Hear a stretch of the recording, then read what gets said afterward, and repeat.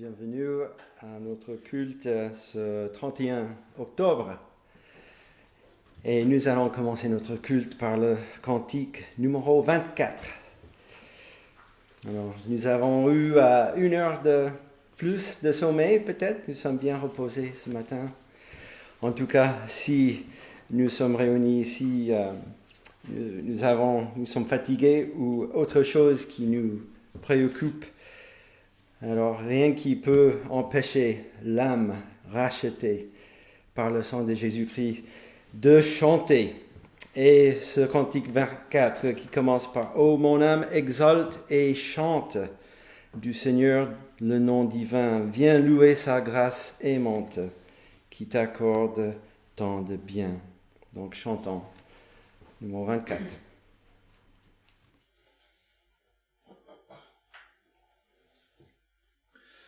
Ô mon âme, exalte et chante du Seigneur le nom divin. Viens louer sa grâce aimante qui t'accorde tant de bien.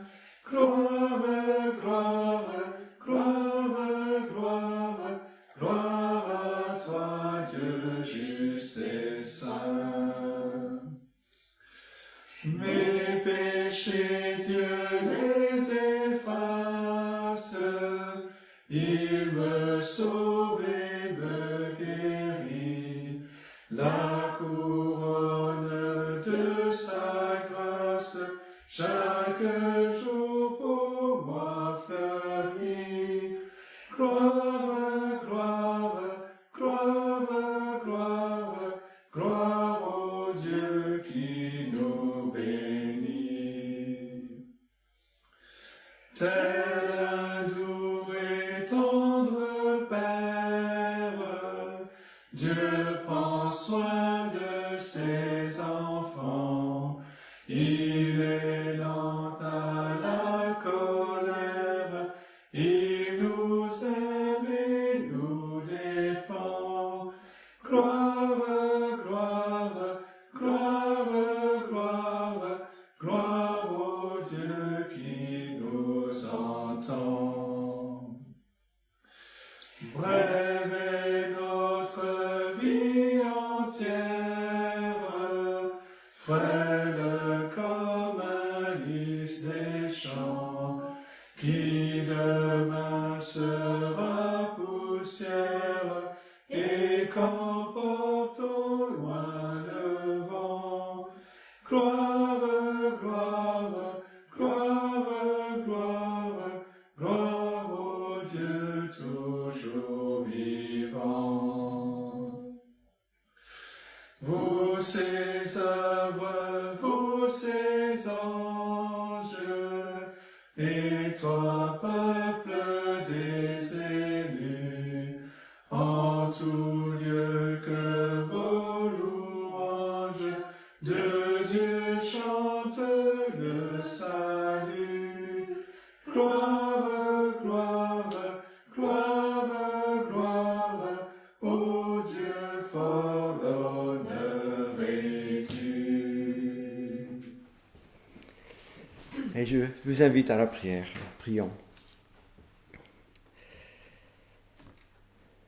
Notre Dieu, notre Père céleste, nous te louons pour ce privilège d'être réunis ensemble aujourd'hui pour chanter tes louanges, pour donner gloire à ton nom, pour être encouragé par ta parole et pour être encouragé ensemble en tant que ce peuple que nous venons de chanter, ce peuple élu.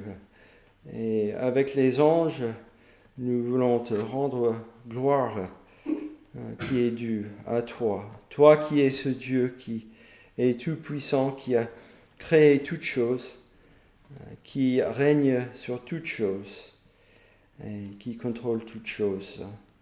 Tu es ce Dieu infini, ce Dieu qui a ni commencement ni fin et qui a un dessein pour toute ta création et qu'il y a cette notion d'éternité et que ton créature que tu as créée est pour t'adorer. Justement, il peut le faire même dans son état de péché et de désobéissance devant toi. Tu as donné ce moyen d'être réconcilié avec toi. Ton œuvre que tu as fait, que tu as envoyé ton Fils ici-bas pour accomplir cette œuvre de salut et nous te rendre gloire et nous te louons pour ce salut de grâce envers nous. Notre Dieu, en même temps, ce jour où nous avons reculé 1 heure de temps de soleil,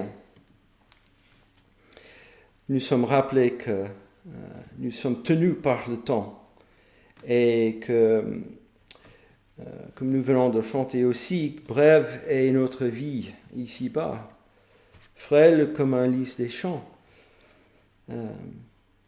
Et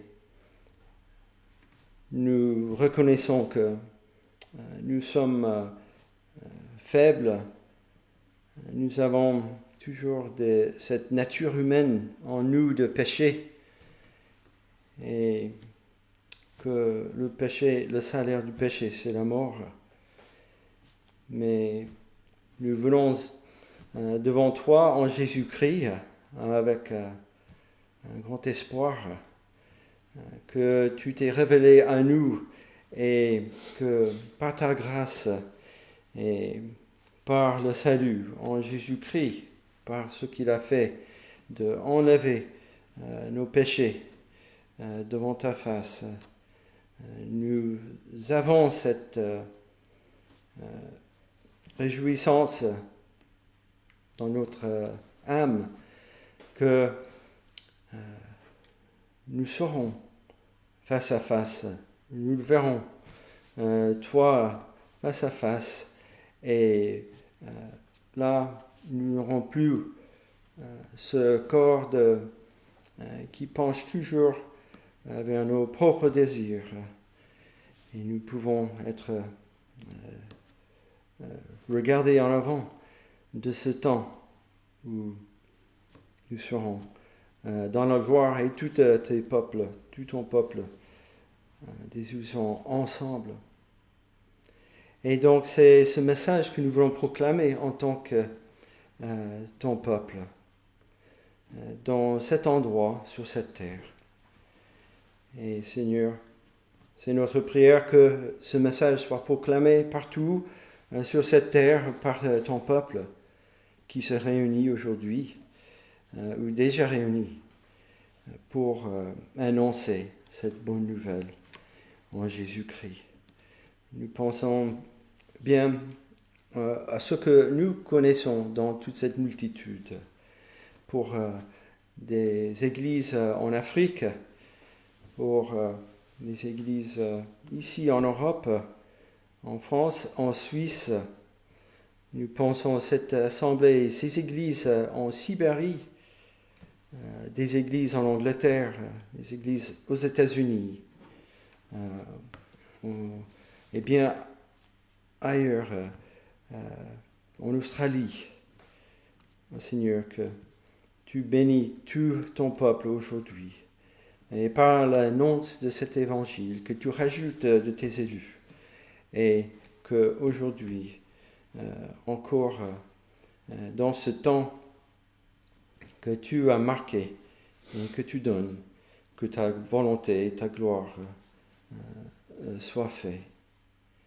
Sois avec ceux qui sont dans la détresse et la douleur, que tu les soulages et que tu les fais lever leurs yeux vers toi et de voir ce qui se passe dans les cieux. Nous demandons toutes ces choses au nom de notre Sauveur, Jésus-Christ. Amen. Alors, je vous invite à chanter le numéro 25, juste en face, dans votre recueil de cantiques. Je chanterai l'Éternel tant que je vivrai. Je chanterai l'Éternel. Je célébrerai mon Dieu tant que j'existerai. Et je célébrerai mon Dieu. 25.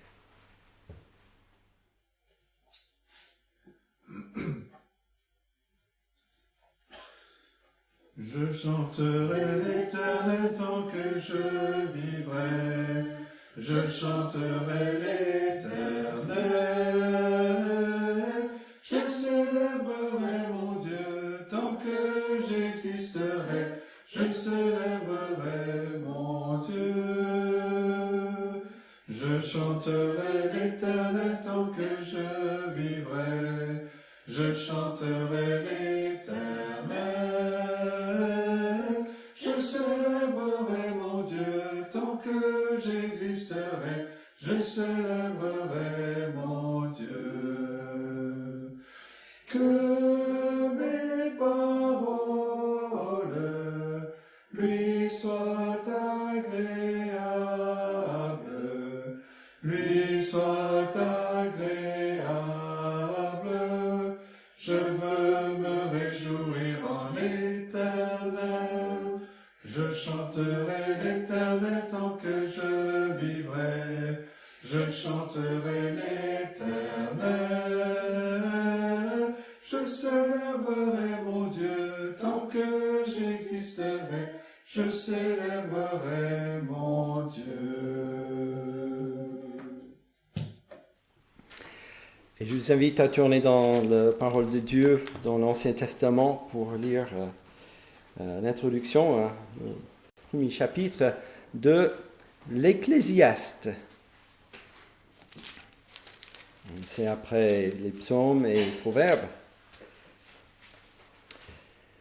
Ce livre, écrit par l'Ecclésiaste, ce prédicateur, que ça veut dire, le roi Salomon, le fils de David. Et rappelez-vous que Dieu lui avait donné la sagesse. Et c'est une époque où le royaume d'Israël, au sens géopolitique, était la plus puissante de son existence, n'est-ce pas, les territoires qui étaient les plus répandus. Et ici, nous avons la tête d'Israël qui est inspirée par l'Esprit de Dieu de donner cette parole. Donc, c'est cette parole de Dieu qui annonce cette vérité. Et donc, si on peut imaginer, non seulement devant les nations autour d'Israël et à l'époque, mais c'est quelque chose qui adresse jusqu'à la personne, l'individu, et que chaque individu doit contempler. Et le roi Salomon n'était pas, bien sûr, quelqu'un de parfait, mais Dieu a l'utilisé à cette époque pour annoncer cette parole. Alors, aujourd'hui, si on pense à une tête de l'État pour annoncer d'être prédicateur, c'est assez... ça n'arrivera pas aujourd'hui, n'est-ce pas? C'est aussi quelque chose d'assez remarquable lorsqu'on pense comme ça. Alors, commençons au verset 1 de ce premier chapitre. Parole de l'Ecclésiaste, fils de David, roi de Jérusalem. Vanité des vanités, dit l'Ecclésiaste, vanité des vanités, tout est vanité. Quel avantage revient-il à l'homme de toute la peine qu'il se donne sous le soleil? Une génération s'en va, une autre vient, et la terre subsiste toujours. Le soleil se lève, le soleil se couche, il soupire après le lieu d'où il se lève de nouveau.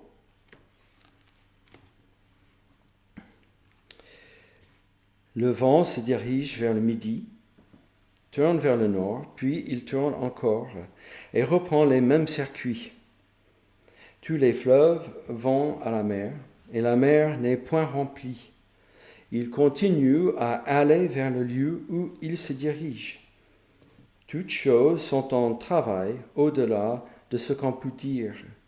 L'œil ne se rassasie pas de voir, et l'oreille ne se lasse pas d'entendre. Ce qui a été, c'est ce qui sera, et ce qui s'est fait, c'est ce qui se fera.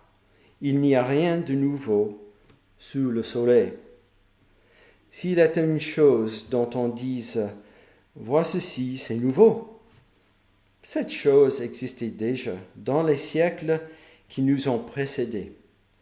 On ne se souvient pas de ce qui est ancien, et ce qui arrivera dans la suite ne laissera pas de souvenir chez ceux qui vivront plus tard. Verset 12. Moi, l'Ecclésiaste, j'ai été roi d'Israël à Jérusalem. J'ai appliqué mon cœur à rechercher et à sonder par la sagesse tout ce qui se fait sous les cieux. C'est là une occupation pénible à laquelle Dieu soumet les fils de l'homme. J'ai vu tout ce qui se fait sous le soleil. Et voici, tout est vanité et poursuite du vent.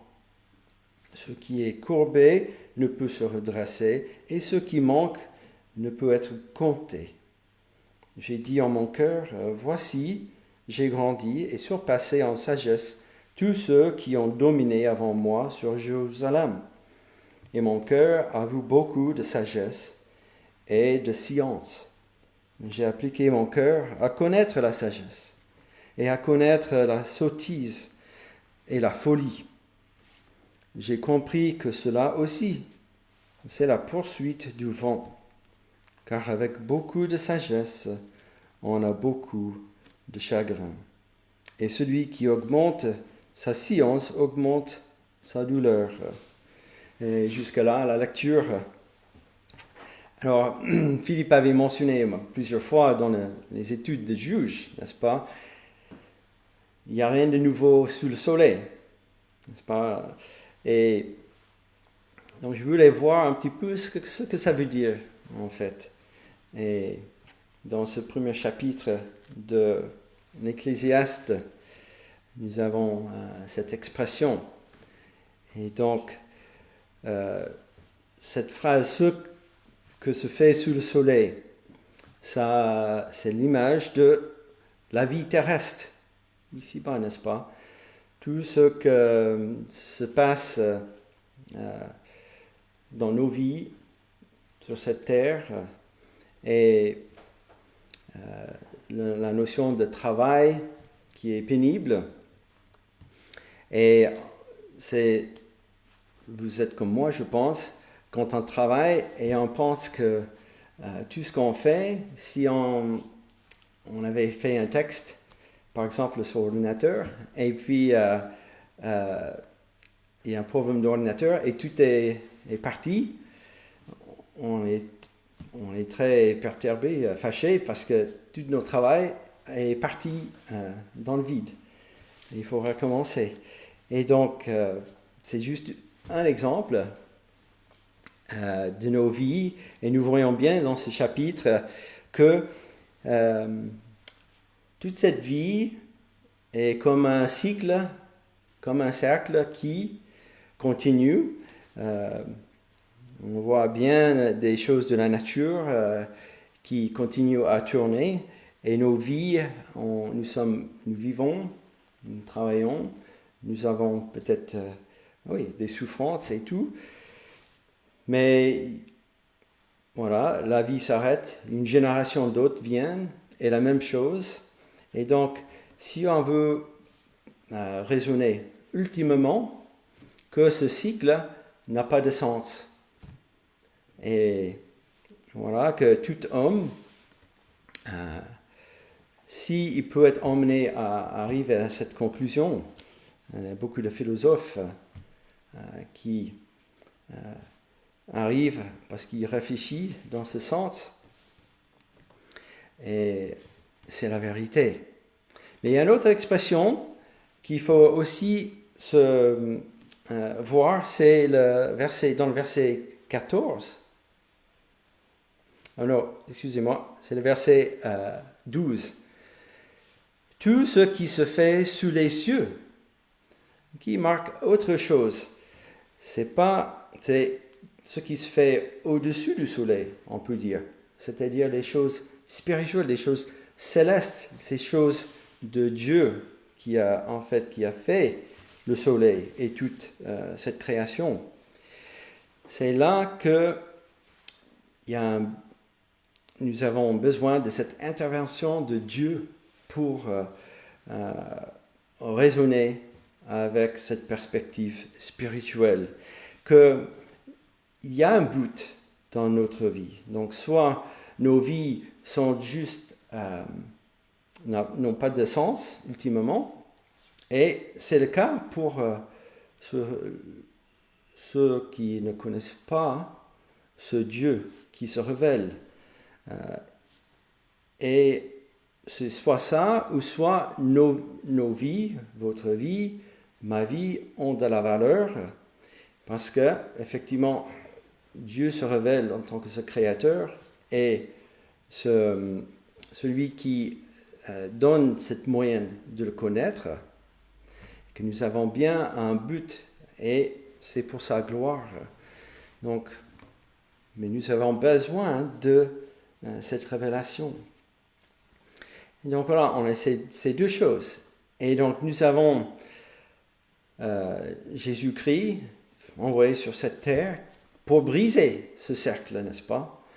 Et que nous pouvons voir que cette vie est plutôt linéaire, n'est-ce pas, à l'infini, parce que nous avons cette notion d'éternité. Et nous venons de chanter tout à l'heure, je célébrerai mon Dieu tant que j'existerai.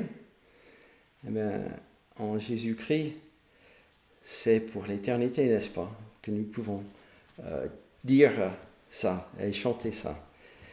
Et donc, nous allons chanter maintenant le numéro 131.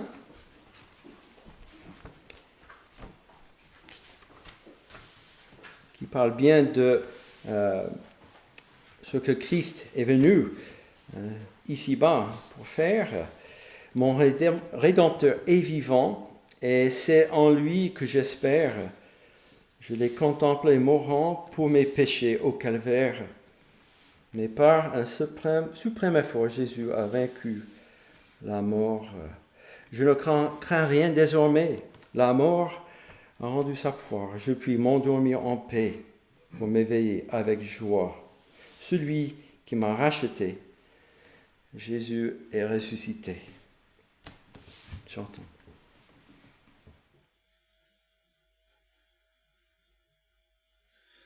Mon Rédempteur est vivant, et c'est en lui que j'espère.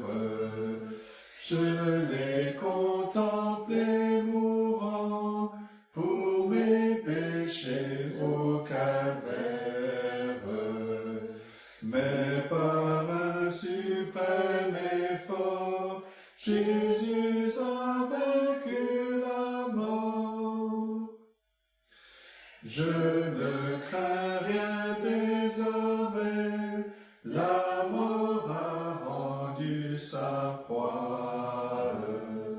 Je puis m'endormir en paix pour m'éveiller avec joie.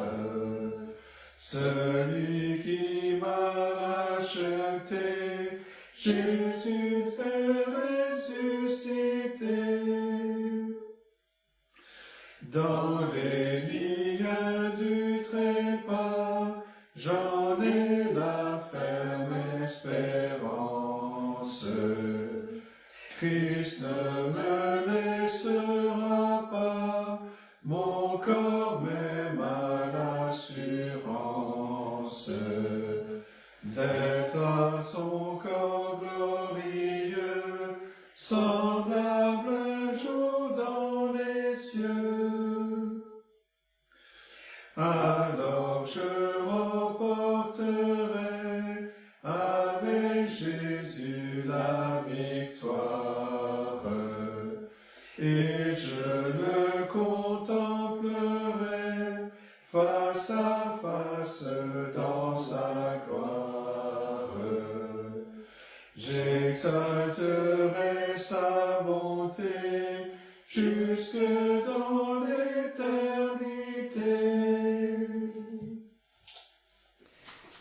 Mon Rédempteur est vivant, c'était les mots de Job, n'est-ce pas? Dans son discours, dans son livre, quand il disait, malgré toutes ces souffrances, mais je sais que mon Rédempteur est vivant et je sais que je le verrai un jour face à face, n'est-ce pas? Dans le chapitre 19 de Job. Alors nous allons dans le Nouveau Testament pour lire un passage dans Romains. C'est Romains chapitre 8, versets 18 à 27. Alors, je ne sais pas si l'apôtre Paul, qui écrivait cette lettre aux croyants à Rome, s'il avait le livre de l'Ecclésiaste en tête lorsqu'il écrit ces choses. Peut-être un jour on peut le demander, n'est-ce pas? Mais lisons ce passage à partir du verset 18. J'estime que les souffrances du temps présent ne sauraient être comparées à la gloire à venir qui sera révélée pour nous. Aussi la création attend-elle avec un ardent désir la révélation des fils de Dieu, car la création a été soumise à la vanité, non de son gré, mais à cause de celui qui l'a soumise, avec l'espérance qu'elle aussi sera affranchie de la servitude, de la corruption, pour avoir part à la liberté de la gloire des enfants de Dieu. Or, nous savons que, jusqu'à ce jour, la création tout entière soupire et souffre les douleurs de l'enfantement. Et ce n'est pas elle seulement, mais nous aussi, qui avons les prémices de l'Esprit, nous soupirons en nous-mêmes, en attendant l'adoption, la rédemption de notre corps. Car c'est en espérance que nous sommes sauvés. Or, l'espérance qu'on voit n'est plus espérance. Ce qu'on voit, peut-on l'espérer encore? Mais si nous espérons ce que nous ne voyons pas, nous l'attendons avec persévérance. De même aussi, l'Esprit nous aide dans notre faiblesse, car nous ne savons pas ce qu'il convient de demander dans nos prières. Mais l'Esprit lui-même intercède par des soupirs inexprimables. Et celui qui sonde les cœurs connaît la pensée de l'Esprit, parce que c'est selon Dieu qu'il intercède en faveur des saints. Et je vous invite à chanter un dernier cantique avant le message. Et c'est le numéro 83. Oui, tu es digne de régner dans notre cœur.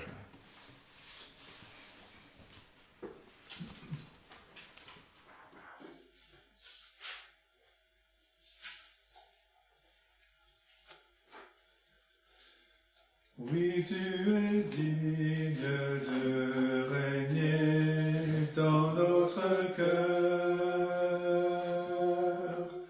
Tu es le roi de gloire.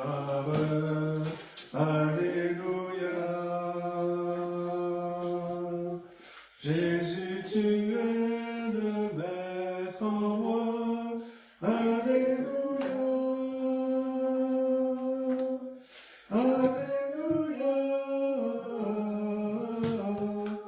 Alléluia.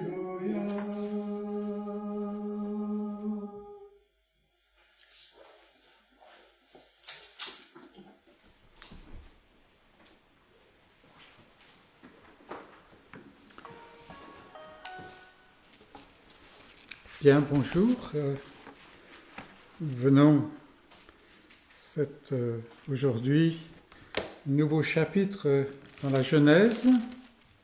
Alors c'est intéressant, aujourd'hui c'est le jour des morts, selon le calendrier ecclésiastique.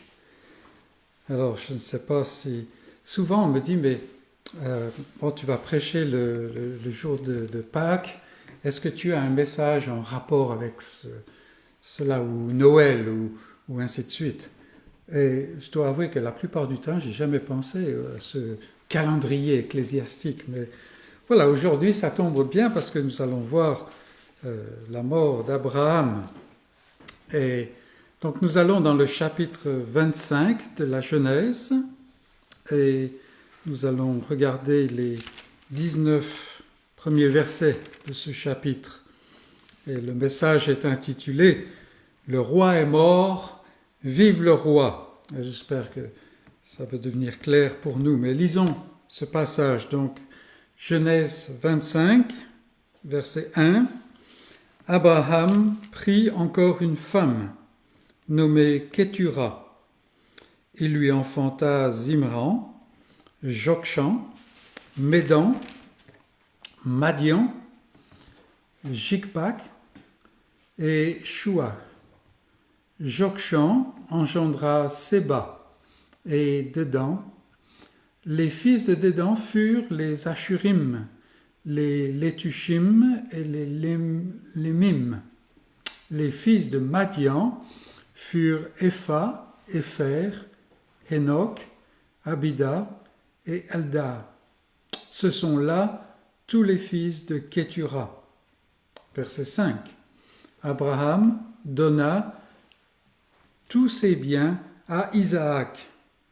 Il fit des dons aux fils de ses concubines, et tandis qu'il vivait encore, il les envoya loin de son fils Isaac, du côté de l'Orient, dans le pays d'Orient. Voici les jours des années de la vie d'Abraham. Il vécut 175 ans. Abraham expira et mourut, après une heureuse vieillesse, âgé et rassasié de jours. Et il fut recueilli auprès de son peuple. Isaac et Ismaël, ses fils, l'enterrèrent dans la caverne de Macpéla, dans le champ d'Éphron, fils de Joshar, le Hétien, vis-à-vis de Mamré. C'est le champ qu'Abraham avait acquis des fils de Heth. Là furent enterrés Abraham et Sarah, sa femme. Après la mort d'Abraham, Dieu bénit Isaac son fils. Il habitait près du puits de Lachai-Roï. Verset 12. Voici la postérité d'Ismaël, fils d'Abraham, qu'Agar l'Égyptienne, servante de Sarah, avait enfanté à Abraham. Voici les noms des fils d'Ismaël par leurs noms, selon leur génération. Nebajot, premier-né d'Ismaël, Kédar, Adbeel, Mipsan, Mishma, Duma, Massa, Hadad, Théma, Jétur, Naphish et Kedma. Ce sont là les fils d'Israël, ce sont là leurs noms selon leur parc et leur enclos. Ils furent les 12 chefs de leur peuple. Et voici les années de la vie d'Ismaël, 137 ans. Il expira et mourut, et il fut recueilli auprès de son peuple. Ses fils habitèrent depuis Havila jusqu'à Shur, qui est en face de l'Égypte, en allant vers la Syrie. Il s'établit en présence de tous ses frères. voici la postérité d'Isaac, fils d'Abraham. Et pour nous, nous mettrons des points de suspension à ce point. Et c'est la parole de Dieu. Notre passage nous amène au terme d'une époque. Il y a des étapes comme cela dans la vie, ce que nous avons connu depuis tant d'années jusqu'à ce point précis, que nous le voulions ou non, la chose passe et nous devons nous adapter. Le danger face à un tel défi, face à une telle période, c'est de vivre dans le passé, c'est de s'arrêter sur le chemin de la vie. Mais le chemin de la vie ne s'arrête pas. Alors personne ne veut faire cela, personne ne veut devenir ce qu'on a appelé en bon français un has-been. Mais il y a assez de gens qui sont victimes de ce problème pour que nous le mentionnons afin de s'en protéger. Et notre texte ici nous y aide. Depuis le chapitre 11, verset 27, nous avons marché avec Abraham. Alors ça fait quand même pas mal de chemin, des milliers de kilomètres, beaucoup d'expériences depuis l'opulence de Ur en Chaldée, la superpuissance de l'époque, en passant par les plaines fertiles de Charan pendant pas mal d'années, jusqu'au pèlerinage de Canaan, ce pays qui est en fait presque comme un songe, où il y a la famine au début, et puis des tas d'expériences. 100 années de marche avec Abraham. Je ne sais pas si vous avez réalisé, mais à travers nos études, nous venons de passer 100 années avec Abraham, à marcher avec Abraham. Et cela conduit à une certaine familiarité, une certaine habitude. Abraham, pour nous, c'est devenu comme une vieille pantoufle. On est à l'aise avec lui, on l'a vu, on le connaît. Et si nous nous sommes contentés simplement de suivre Abraham, alors le chapitre 25 de la Genèse va nous plonger dans la tristesse, parce que c'est la fin d'Abraham, et il ne reviendra pas. Mais derrière Abraham se profile son maître, celui qui poursuit son dessein d'alliance, qui avance jour après jour vers l'accomplissement de la promesse exprimée déjà depuis pratiquement 2000 ans. Genèse 3,15, c'est presque 2 millénaires avant, pas tout à fait, presque. Et c'est ce dessein qui continue d'avancer, c'est celui qui a grandement précisé cette promesse à travers la vie de son serviteur Abraham. La postérité de la femme, c'est vague, n'est-ce pas? Et puis, les diverses précisions qui sont venues entre-temps ont été quand même assez vagues, mais pendant la période d'Abraham, pendant la vie d'Abraham, la chose est devenue beaucoup plus précise. Abraham s'en va. Il s'en va rassasié de jour, nous dit le texte. Mais la promesse, elle, ne s'arrête pas. Et c'est ce que montre notre passage. Moïse, quand il a écrit la Genèse, l'a composée d'une manière très sage, et c'est ce que nous essayons de retirer.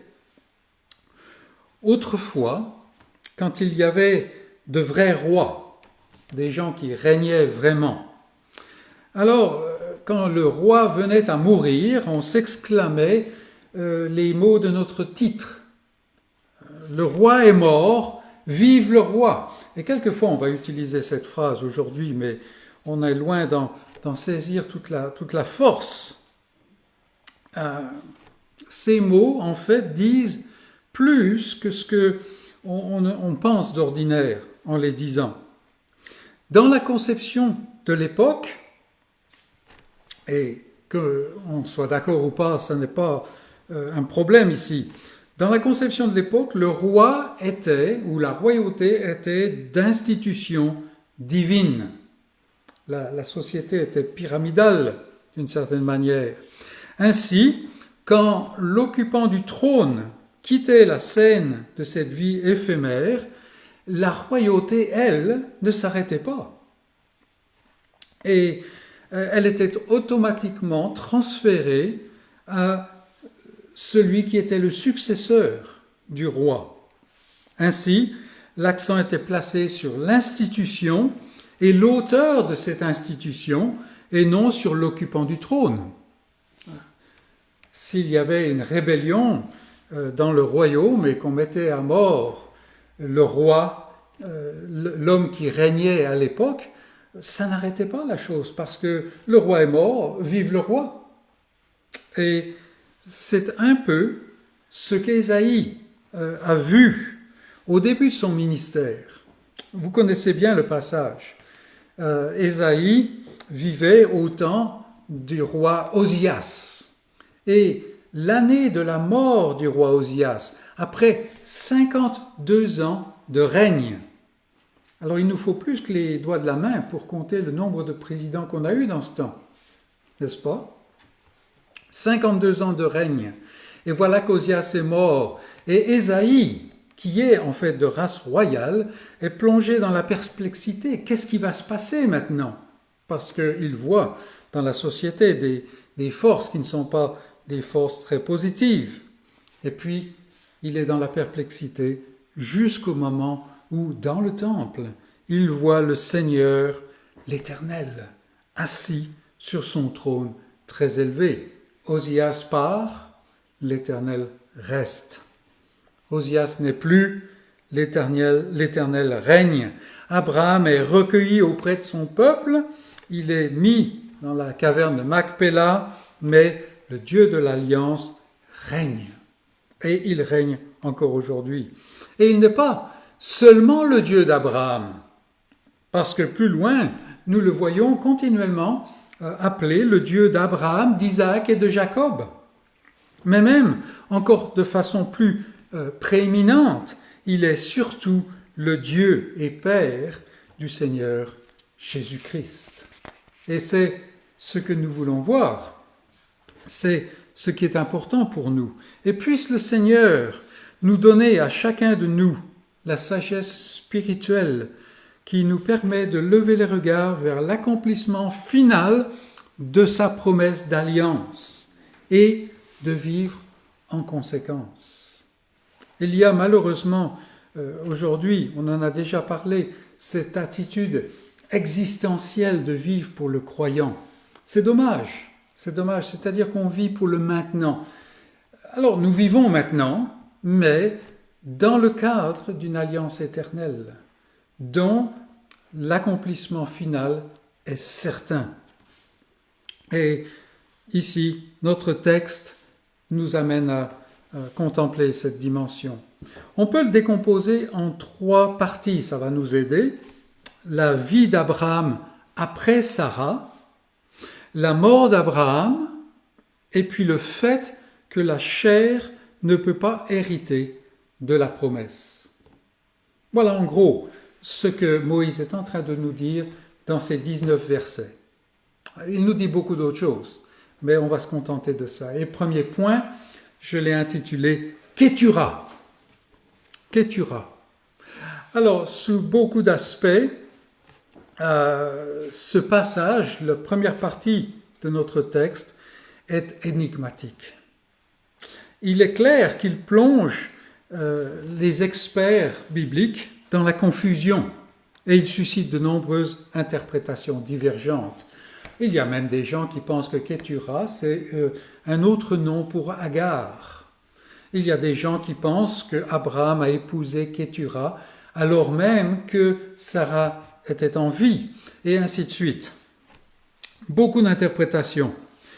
Je pense que le plus simple, c'est de suivre la parole de Dieu. Après la mort de Sarah, Abraham vit encore pendant 38 ans. Il nous faut garder cette dimension-là. Et c'est assez longtemps pour se refaire une vie. Un de mes amis en particulier, qui est décédé maintenant, alors au temps où je l'ai connu, sa femme venait de le quitter avec les enfants, il les a à peine revus et tout ça. Et puis, pendant le temps où on a commencé à se connaître, il a fait connaissance d'une dame plus jeune, et ainsi de suite. Et ils ont vécu pendant 31 ans ensemble, ils ont eu des enfants et tout ça, et il est décédé il y a peu de temps. Voilà. Et on n'a pas de problème avec ça, vous voyez. Et quand je parlais avec cette nouvelle dame, alors elle parle de toute une vie qu'elle a vécue avec ce monsieur, vous voyez. Et voilà, nous avons la même chose ici avec Abraham, 38 ans. C'est suffisamment pour mettre au monde tous ces fils qui nous sont donnés en liste. C'est suffisant pour se refaire une vie. Même le fait qu'il a engendré ces 6 garçons, et peut-être même des filles, on ne sait pas, alors qu'il nous est présenté au chapitre 18 comme quelqu'un qui est vieux, quelqu'un qui, dans les termes humains, n'a plus tellement de chance d'avoir des enfants. Il n'est pas dit qu'il est stérile dans ces passages-là. Mais cela ne doit pas nécessairement nous poser problème. La chose n'est pas rare, ça arrive. Non, beaucoup regardent la dimension kétura du récit comme un peu genre de déception romantique. Vous comprenez, on pense que le couple Abraham-Sarah, ça c'est du solide, n'est-ce pas? C'est vraiment le modèle. Combien de livres ont été écrits pour nous montrer comment il faut mener sa vie? Alors, bon, il y a des faux pas, n'est-ce pas? Mais quand même, ce couple est central à la vie, à la mort, on dira. Et il y a cette manière un peu romantique de regarder la chose. Mais la réalité de la vie ne fonctionne pas ainsi. Et précisément, à la vie, à la mort, Sarah est morte. Sarah est passée. Et Abraham, nous avons vu la dernière fois, a pris des dispositions pour se débarrasser de son mort. Veillons à ne pas colorer la réalité de la parole de Dieu avec nos conventions, avec notre culture, avec nos sentiments. Abraham est un homme et on peut tout simplement accepter qu'il vivait comme un homme. Sarah est morte et Abraham prit une autre femme, Kétura. Voilà. C'était un homme, mais c'était un homme de foi. Dans la puissance de la grâce de Dieu, il s'enracinait dans la foi, dans la promesse de Dieu. Ça, c'est vraiment l'encre de sa vie. Et voyant de loin le jour de Christ, il l'a salué et il s'en est réjoui. Et c'est ce que nous voyons ici. Toute la vie d'Abraham jusqu'à la fin est menée, est emmenée par la puissance de la foi. Par la puissance de la foi. Bien qu'il ait eu tant de fils, autres qu'Isaac, vous pouvez faire le compte, ça fait un paquet. Il n'est pas question pour Abraham de partager l'héritage de la promesse. Il a donné tout ce qu'il possédait à Isaac. Le verset 6, par exemple, montre clairement que même en prenant Kétura pour femme, il ne lui donne pas le même statut qu'à Sarah. Regardez le verset 6. Voilà, verset 5. Abraham donna tous ses biens à Isaac. Ça, c'est la promesse. Verset 6. Il fit des dons aux fils de ses concubines. Et ça, c'est un mot qui nous fait un peu peur, n'est-ce pas? Mais ça ne devrait pas être le cas. En fait, ce terme concubine n'a pas le sens qu'on lui donne aujourd'hui dans notre culture, à nous. C'est une femme qui a un autre statut que la femme principale, si on peut dire. Alors, par exemple, avec Agar, c'était simultanément, et on peut se poser des questions à ce sujet-là. Mais pour Kétura, ça n'est pas la chose. C'est simplement, cela signifie seulement que cette femme et ses fils ne bénéficient pas de l'héritage, notamment ici de l'héritage de la promesse. Abraham continue donc, même quand il prend Kétura pour femme, il continue donc d'agir par la foi.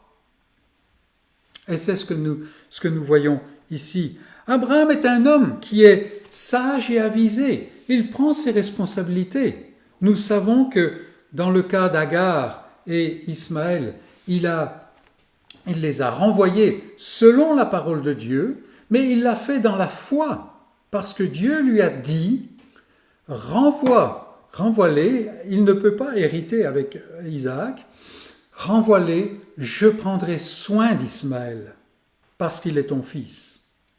Et donc, dans la foi, Abraham confie Agar et Ismaël, peut-être d'une manière qui nous choque, nous, mais il les confie à Dieu. Et Dieu en prend soin.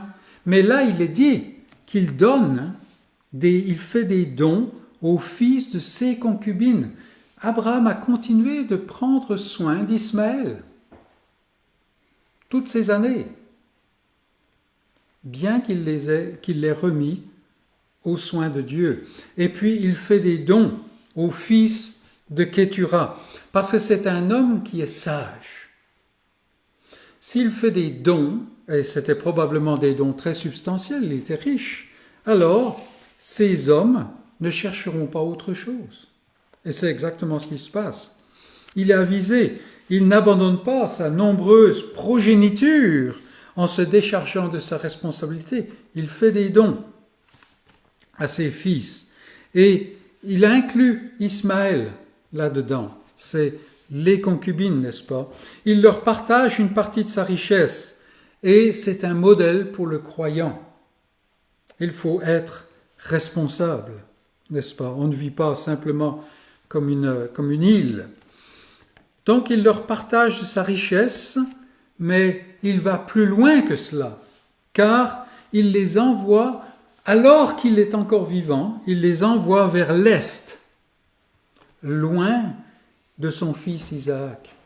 Et là, c'est une manière de protéger l'héritage de la promesse. L'héritage incluait Canaan, mais n'était pas lié ou limité à Canaan. Il allait jusque dans l'éternité future. C'est sa manière humaine, donc, de protéger l'héritage de la promesse. Abraham est jusqu'au bout un homme de foi. Et en cela, il est le modèle du croyant. Il est le modèle du croyant. C'est la promesse qui doit caractériser et formater la vie du croyant.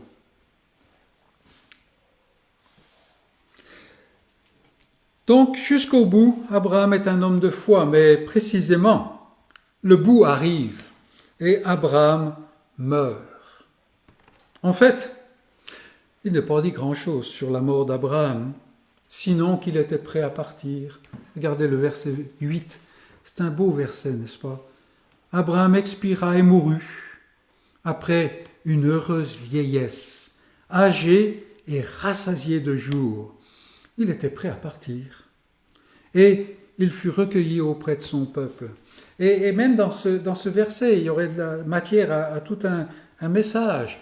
Il y a à la fois le corps qui part, mais l'esprit qui vit. Abraham est mort, mais Abraham vit.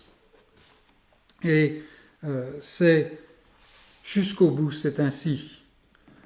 Abraham était prêt à partir. Dans nos cultures, on a l'habitude de prononcer un éloge funèbre lors de la mort de quelqu'un. Je me rappelle, il y a quelques années, enfin peu de temps, un ami dans le village est décédé. Alors, il faut aller aux obsèques, c'est la coutume.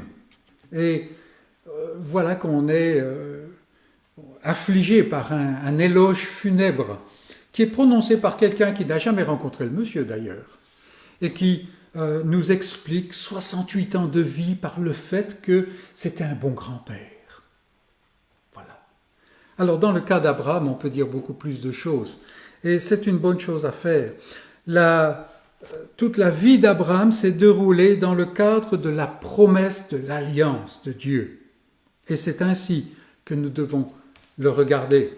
Et pendant quelques instants, je vous invite à venir avec moi, c'est notre deuxième point, à regarder la vie du mort.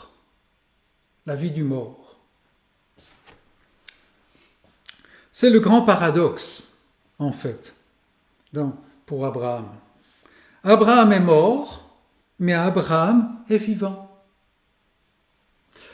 C'est un peu ce que Moïse veut dire quand il indique qu'il fut enseveli dans la caverne de Macpéla. Et vous avez vu que c'est bien répété et c'est précisé que cette caverne avait été achetée légalement, lui appartenait.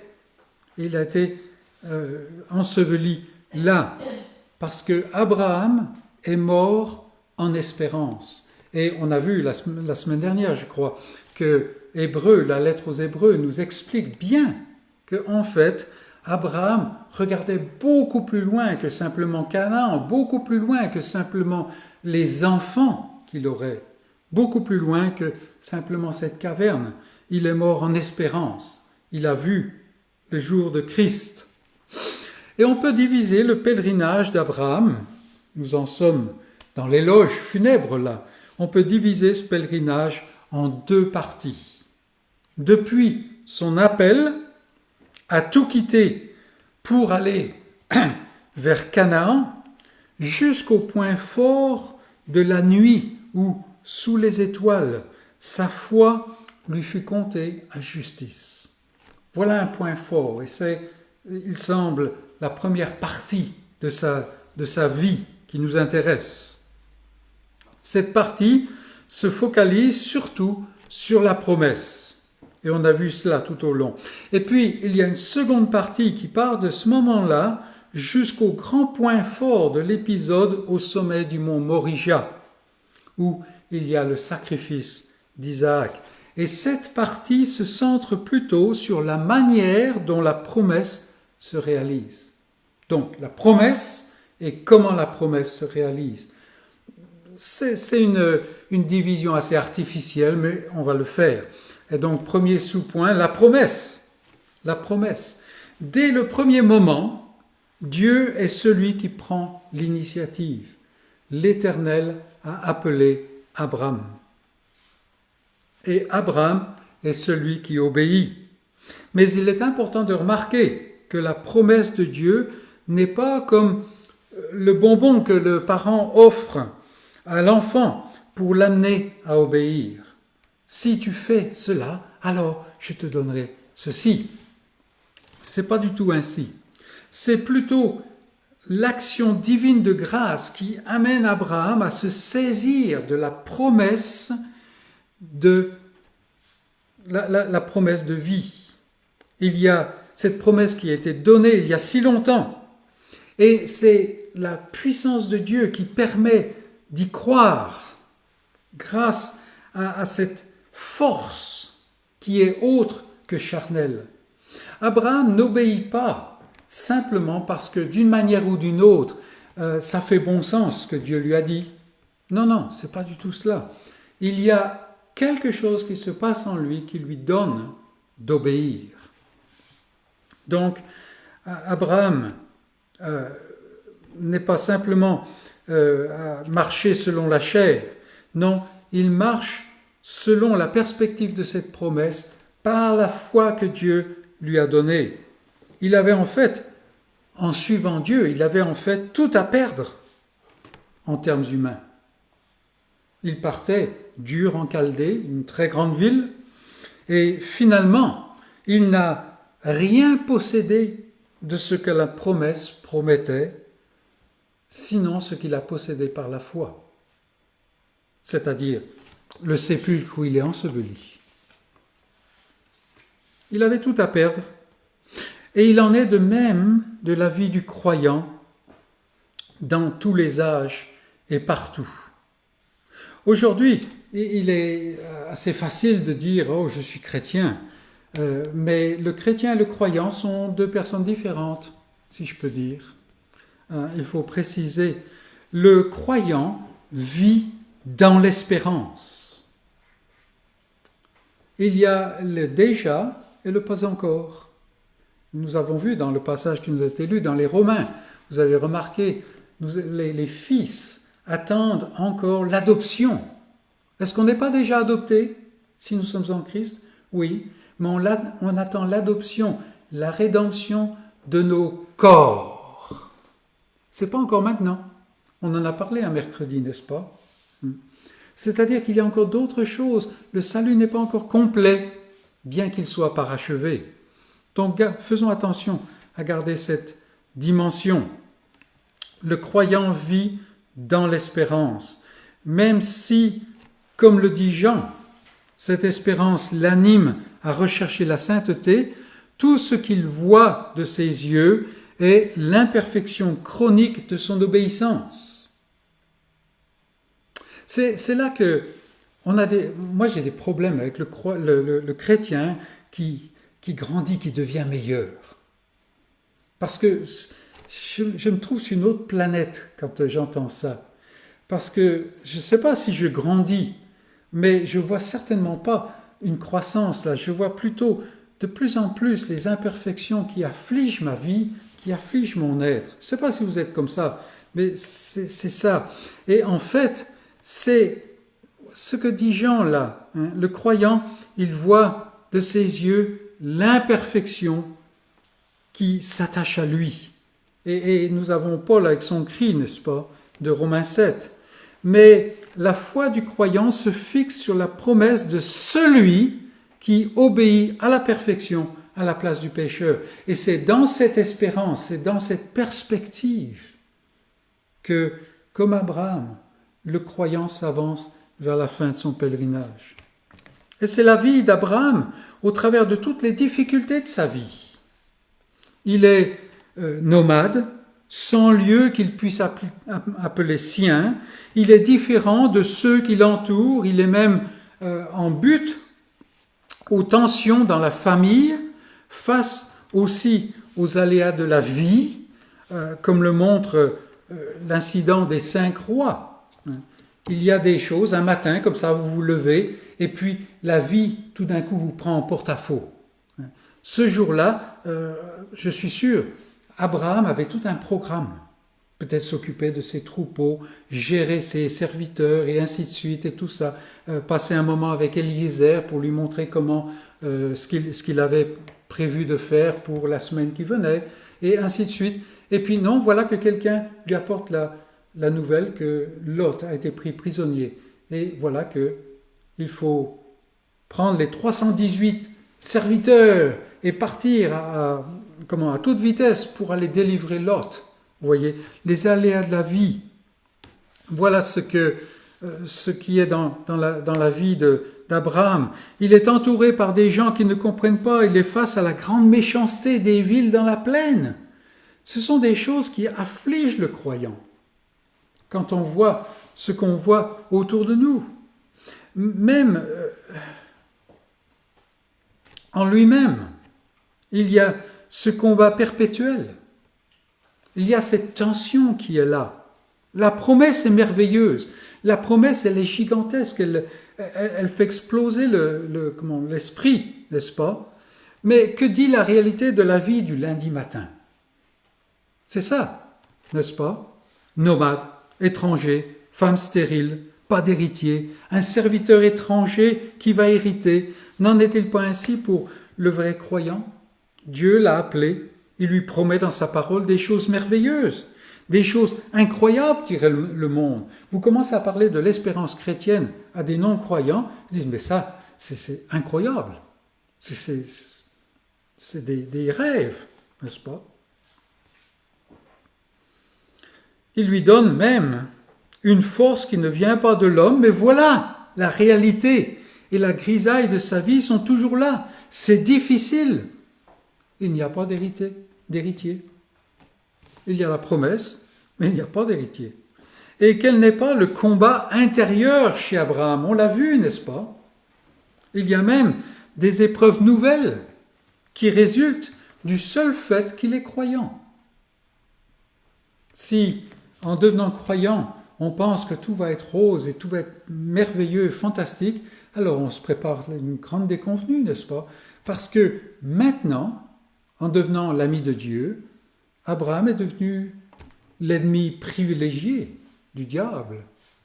Et le diable sait comment utiliser toutes les fibres de son être. On le voit. N'est-ce pas là toute une illusion? Vaut-il la peine de continuer à peiner dans ce monde?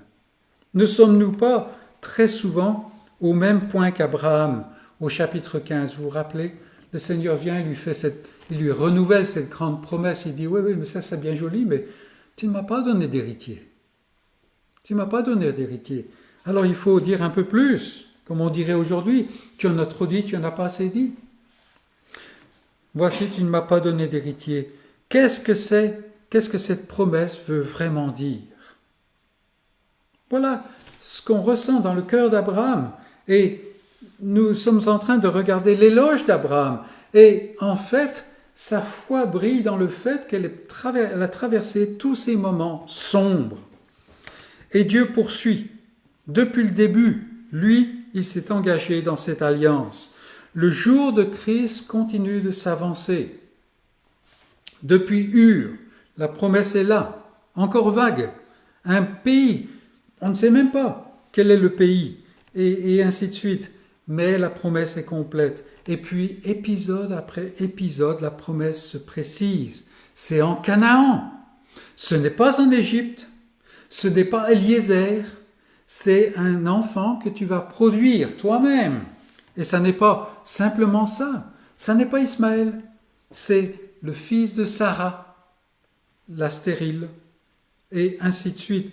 L'héritier, la postérité n'est pas encore là.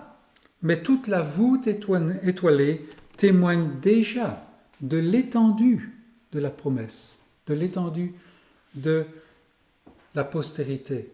Et Abraham, qui n'a pas d'héritier, croit la parole de Dieu. Et cela lui est compté à justice, nous dit la parole. Maintenant, il se tient, dans cette promesse, il se tient juste devant Dieu. C'est une apogée ici. Et voilà qu'avec la promesse vient la puissance de croire. Comme je l'ai dit, sous le ciel étoilé, Abraham eut confiance en l'Éternel. Il n'avait pas confiance nécessairement en la promesse, mais en celui qui fait la promesse. Et ça, c'est un point capital, n'est-ce pas? Et il eut confiance en l'Éternel, qui le lui imputa à justice. C'est le point, un point capital dans le cheminement d'Abraham, n'est-ce pas? Cette foi en l'Éternel. Amis croyants, qu'en est-il de vous? N'est-ce pas la même vie, aussi difficile, peut-être un peu plus sophistiquée, mais tout aussi difficile? Partir sans savoir où on va, faire face à tant d'interrogations en se demandant où sont les réponses, devoir lutter contre ces puissances de chaos qui sont dans le monde continuellement, et ainsi de suite. Est-ce que vos yeux sont sur les avantages que vous pouvez en retirer? Parce que si les yeux d'Abraham avaient été dans cette direction-là, certainement il serait retourné à Ur en Chaldée, tout au moins à Charan. Si vous êtes toujours là, dans la foi, la réponse est non. Une fois encore, la parole nous aide. Quelle est la foi qui permettait à Enoch de marcher avec Dieu au milieu d'une génération décadente qui s'approchait du déluge? Hébreux 11, 6 nous le dit. Il faut que celui qui s'approche de Dieu croit que Dieu existe et qu'il est le rémunérateur de ceux qui le cherchent. La réponse n'est pas tant en Dieu qu'elle est Dieu lui-même. C'est là la réponse. Ce n'est pas les dons, c'est le donateur. Et c'est vraiment l'essence de la vie d'Abraham. Et quand Abraham sort de sa tente et il pose les regards sur ces millions d'étoiles, Dieu lui donne la puissance de s'unir avec lui. Il croit en l'Éternel, le Dieu de la promesse. Et ainsi, par la promesse, Abraham se tient juste devant Dieu. Et c'est un peu un pinacle, c'est le sommet, n'est-ce pas? Mais il y a une deuxième partie dans la vie d'Abraham, et c'est le comment de la promesse. Le comment de la promesse. C'est un peu ce qui résume cette seconde partie de la vie d'Abraham. Et là, le patriarche montre deux choses. À la fois les limitations, les imperfections et les erreurs de la nature humaine. Mais d'autre part, la puissance phénoménale de la foi que Dieu donne. Et ces deux pôles-là se voient continuellement pendant la deuxième partie de la vie d'Abraham, ou tout au moins ils sont sur le devant de la scène. Non, la promesse ne va pas s'accomplir par l'enfant de la chair. Ismaël n'est pas la voie. Il n'est pas non plus question de combiner la chair et la promesse. Ça a été un problème dans la vie d'Abraham. Parce que entre la naissance d'Ismaël et la naissance d'Isaac, il y a 13 années. Et ça, c'est long, hein? C'est long, n'est-ce pas? Et pendant tout ce temps-là, Abraham a un fils. C'est pas le fils idéal, mais quand même, ça pourrait faire, n'est-ce pas? Et quand Dieu vient avec sa promesse, Abraham lui dit « Oh, qu'Ismaël vive devant toi !» Vous vous rappelez? Ce qui veut dire on va aller avec Ismaël, ça me suffit. Mais non, il n'est pas, on ne peut pas composer entre la chair et la promesse. Ça n'est pas possible. Non, il n'est pas question de combiner la chair et la promesse. Pourquoi le mentionner? Parce que beaucoup d'entre nous aujourd'hui sont tentés de le faire. La promesse semble tellement inatteignable, tellement parfaite, que si on a le malheur de la dissocier tant soit peu de Christ, alors on est tenté, d'une manière ou d'une autre, de prendre une voie qui soit moins élevée, de composer avec la chair, de peut-être faire, bon, si je vis quand même une vie correcte, si je fais tout ce qu'il faut, alors est-ce que ça ne va pas suffire? N'est-ce pas? Je parlais avec quelqu'un encore cette semaine au sujet d'un monsieur qui est venu au Seigneur récemment. Et voilà, c'est merveilleux de voir toute la fougue qu'il a, même dans un âge déjà avancé. Et puis, je posais la question, mais son épouse n'est pas croyante, n'est-ce pas? Et la réponse est venue, elle dit, non, elle pense qu'elle est trop bonne pour cela. Et vous voyez, la chair lui permet d'avoir une certaine espérance qui la coupe de la vraie espérance. Et il nous faut veiller à cela. Et Abraham avait tendance, pendant ces 13 années, à penser que Dieu allait utiliser la voie d'Ismaël. Pas parfaite, n'est-ce pas? Pas tout à fait comme il aurait fallu, mais bon, on fait avec ce qu'on a, n'est-ce pas? Non, pas du tout. Il faut attendre la promesse. Il faut aller jusqu'au point du désespoir.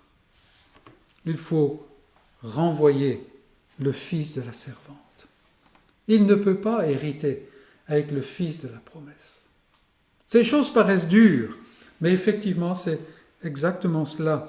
Et même quand on marche sur la voie de la foi, on a tendance à combiner le fait que oui, Christ sauve parfaitement, mais maintenant, parce que quand même je fais le bien, alors je gagne des bons points. Non, absolument pas, jamais. Oui, il nous faut vivre autant qu'on peut, selon le statut que Dieu nous a donné, mais cela n'améliore absolument pas le statut, pas du tout. La promesse vient par celui qui ne vient pas de la force de l'homme. C'est celui qui est donné, qui vient du dehors.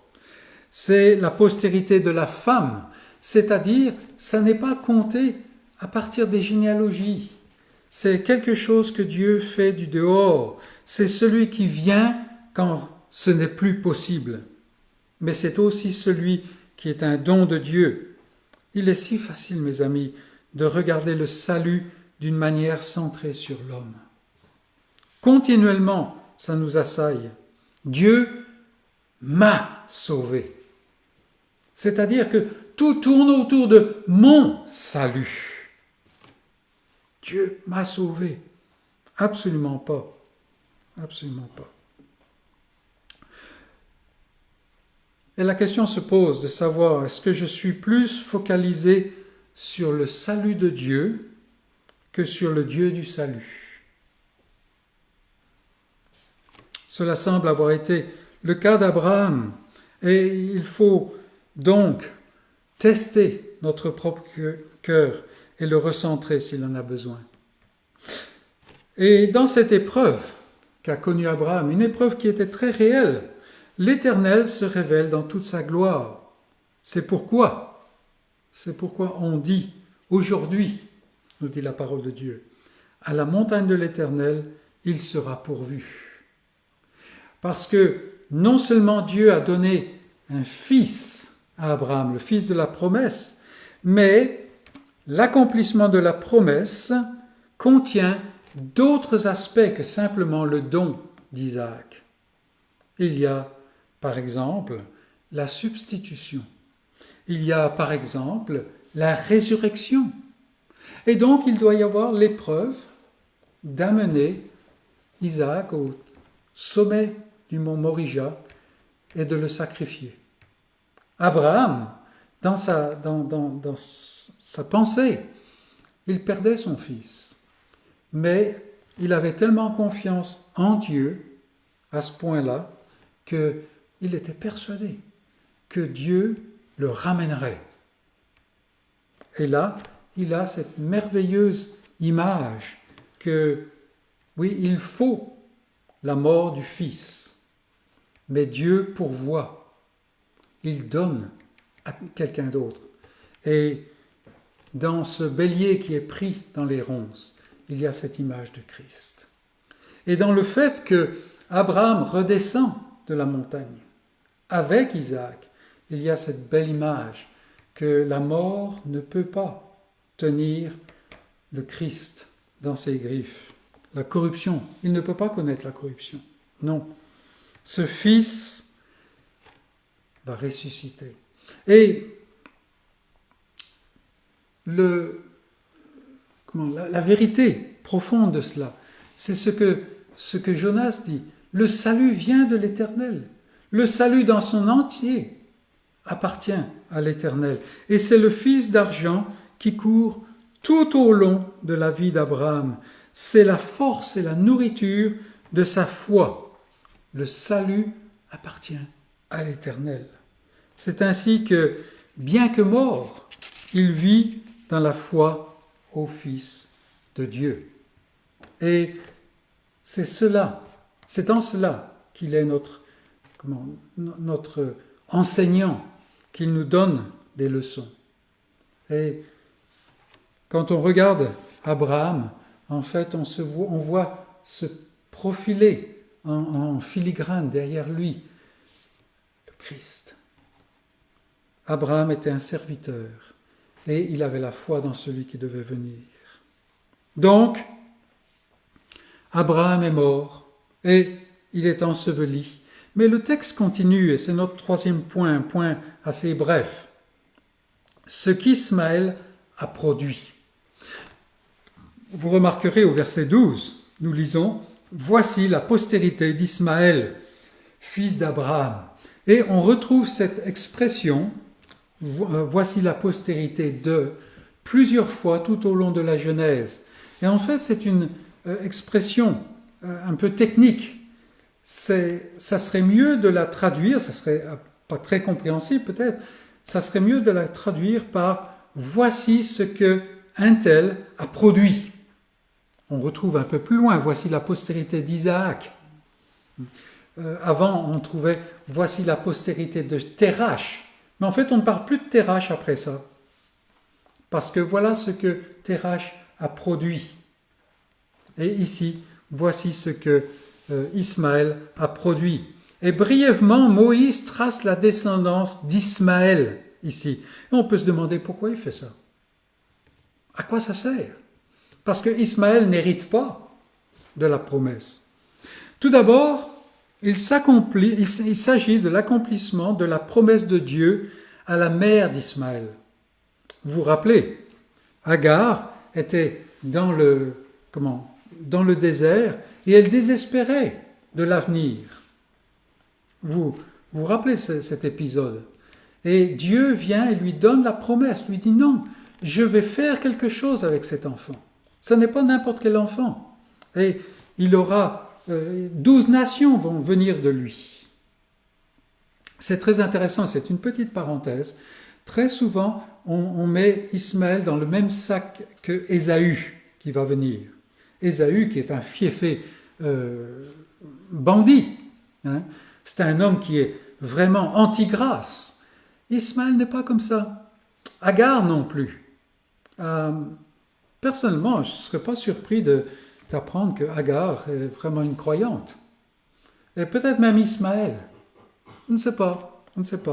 Mais voilà, il y avait une promesse qui avait été donnée à Agar. Dieu va s'occuper d'Ismaël et Dieu va produire 12 nations qui viennent de lui. Et voilà, Moïse ici montre que c'est ce qui s'est passé. 12 princes issus de lui occupent toute la zone du désert. Et c'est ce qui était promis. Mais on n'entend plus parler d'eux après ça. Tout au moins d'une manière significative. Fini. Les noms sont des noms qui sont assez barbares et inconnus par la suite. Ils vivent, puis ils disparaissent, et c'est tout. C'est cela. Il n'y a pas d'héritage pour eux en Canaan. Vous remarquerez qu'il est bien indiqué où ils se trouvent, dans la zone du désert. Ils ne sont pas en Canaan, parce qu'ils n'héritent pas de Canaan. Même si Ismaël vit encore près de 70 ans après la mort d'Abraham, rien ne vient de lui quant à la promesse. Il n'est pas dans la ligne de la promesse. Les annonces de Dieu s'accomplissent. Ce que Dieu a promis à Agar s'accomplit, mais il n'est pas un maillon du salut, comme Isaac le sera. Bien qu'ayant 12 fils, alors que Isaac va en produire que 2, il n'y a pas la promesse. Alors, là encore, on peut se poser la question, à quoi ça sert d'avoir ce passage ici, dans ce chapitre 25? Parce que, est-ce à dire qu'il n'y a aucune espérance pour Ismaël, et voilà, on va mentionner Ismaël, et puis on met le couvercle dessus, on oublie, fini? Pas du tout, pas du tout. La Bible est un livre d'espérance, n'est-ce pas? Et c'est pour cela que nous arrivons maintenant, verset 19, à la postérité d'Isaac. Voici ce que Isaac produit. Et on va le voir plus tard, n'est-ce pas? On va passer un peu de temps avec Isaac. Comme nous l'avons déjà vu, cette postérité renferme la promesse, mais la promesse n'est pas laissée aux vagues maintenant. C'est la promesse que toutes les tribus de la terre seront bénies en celui qui sortira de cette postérité. Et maintenant, aujourd'hui, nous savons qu'en Christ, la postérité, effectivement, toutes les tribus de la terre sont bénies. Nous avons mentionné tout à l'heure, dans la prière, des croyants. Nous avons prié pour des croyants qui se réunissent aujourd'hui, partout sur cette terre. On aurait pu continuer la liste des pays. On a simplement mentionné quelques petites fenêtres qui nous ont été ouvertes pour nous, pour nos prières, n'est-ce pas? Mais voilà, dans la postérité d'Isaac, la promesse s'étend à tout le monde, au monde entier. Et aujourd'hui, il y a des descendants d'Ismaël qui sont dans la promesse, non pas par Ismaël, mais par la promesse qui est en Isaac. Cette promesse qui va sortir de la postérité.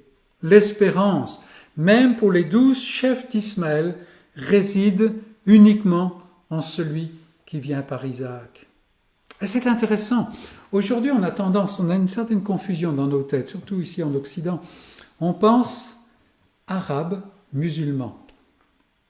Et je fais simplement une mention factuelle là. Il y a beaucoup plus de musulmans qui ne sont pas arabes que de musulmans qui sont arabes. Et il y a beaucoup d'arabes qui ne sont pas musulmans pour un sou. Faisons attention. Nous ne sommes pas en train de parler de religion, mais d'ethnie là. Et il y a beaucoup qui sont touchés par la promesse. On n'a pas tendance à en entendre parler dans les nouvelles, plutôt le contraire, mais c'est une réalité. C'est une réalité. Peut-être nous devons prendre ça comme sujet de prière dans nos prières, qu'il y a des gens qui sont envoyés par Dieu spécifiquement pour parler à ceux-là. N'est-ce pas? Mais leur espérance ne vient pas d'Ismaël. Non, non. Ismaël disparaît là. Ismaël disparaît. Sa postérité, on n'en entend plus parler. Mais l'espérance d'Ismaël est dans la promesse faite par Abraham, par Isaac, par Jacob et ainsi de suite. Et mes amis, une fois de plus, on a vu que les yeux de la foi se fixent sur le Messie, sur l'envoyé de Dieu, le messager de la grâce. Et c'est sur celui-là que se fixaient les yeux d'Abraham jusqu'au bout. Jusqu'au bout. Et nous allons voir Isaac maintenant.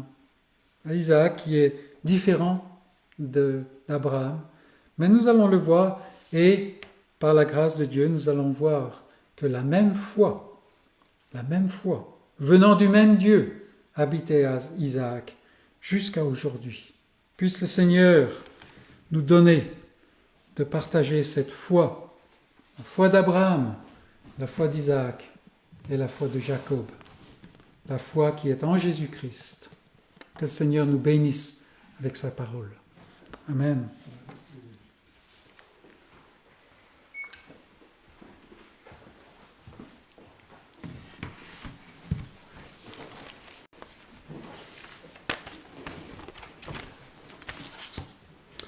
Et je vous invite à ouvrir vos livres de cantiques pour chanter un dernier. C'est le numéro 32. Numéro 32. Je lève les yeux vers les monts que j'aime. D'où peut me venir ici le secours? Le secours me vient de l'Éternel même, de Dieu qui créa les nuits et les jours.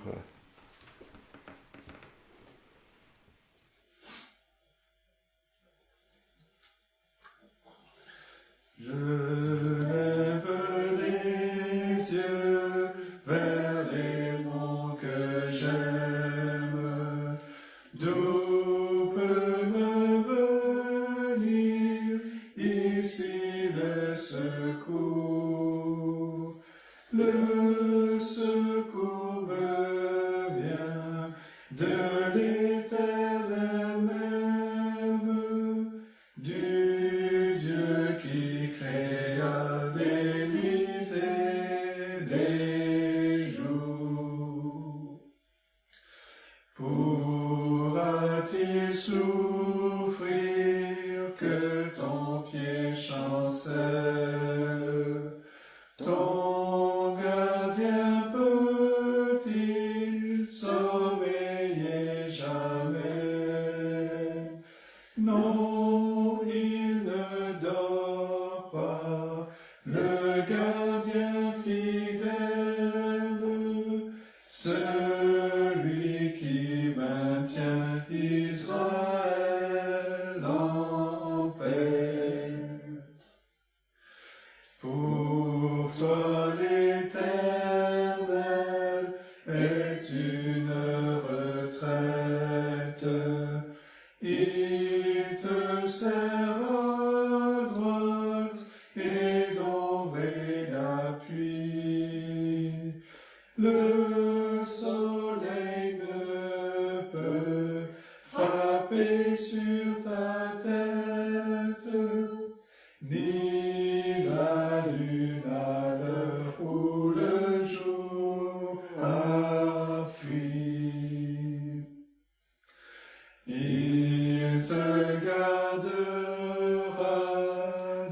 tout mal possible.